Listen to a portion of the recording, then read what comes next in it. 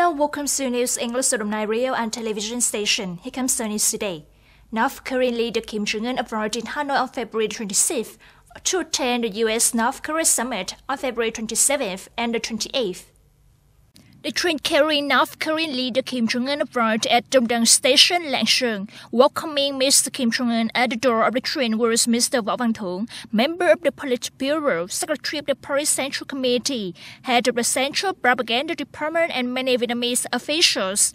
Speaking to the press right after the welcome ceremony, Mr. Võ Văn Thưởng said on behalf of leaders of the party and the state of Vietnam, welcomed the comrade to visit Vietnam. The comrade's visit is very important in developing the relationship between Vietnam and North Korea. In response, leader Kim Jong-un thanked Vietnam for a warm welcome. U.S. President Donald Trump came to Hanoi on the same day to attend the U.S.-North Korea summit. From the Air Force One, Mr. Trump said he expected a very effective summit. In a status posted on Twitter, Mr. Trump also reiterated his view on the denuclearization of North Korea.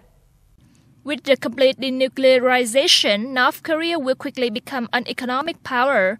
North Korean President Kim Jong-un will make a wise decision, Trump wrote. Speaking to reporters at the White House, Press Secretary Sarah Sanders said the two U.S. and North Korean leaders will have dinner together in Hanoi tomorrow before conducting official summit tours during February the 28th. Reuters said Ms. Trump will come to Vietnam in the evening of February the 26th.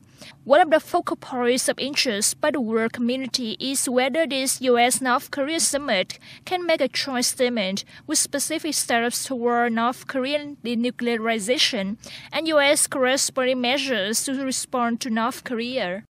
On February 25th, Venezuelan President Nicolas Maduro announced that the government will deal with the problems the country is facing with by itself, following the principle of self-determination.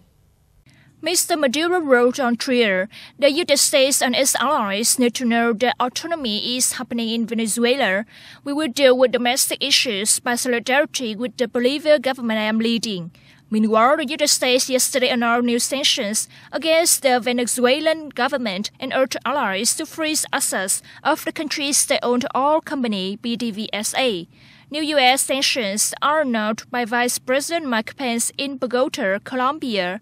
Mr. Pence and Venezuelan opposition leader Juan Guaido met members of the Lima Group, a group of nations seeking a peaceful solution to the crisis in Venezuela. Speaking after attending this meeting, Brazilian Vice President Hamilton Mourão said the country had never considered military options to resolve the situation in Venezuela. Mexico's Ministry of Foreign Affairs on February 25th also reaffirmed its view of not using force in Venezuela. Syrian President Bashar al-Assad on February 26th met with Iran's Supreme Leader Ali Khamenei in Tehran. At the meeting, Mr. Khamenei said Tehran was honored to support Syria and treated as support for the resistance war. According to Supreme Leader Khamenei, the resistance of President Assad and the Syrian people is seen as the main reason behind the defeat of the U.S. and Washington forces in the region. Mr. Khamenei stated, the Islamic Republic of Iran considers support for the Syrian government and people as a support for the resistance movement. According to Mr. Khamenei, Iran has supported the Syrian government and country since the beginning of the crisis in this Middle Eastern country, and Tehran will always stand by Damascus. For his part, President Assad praised Iran's support for Syria.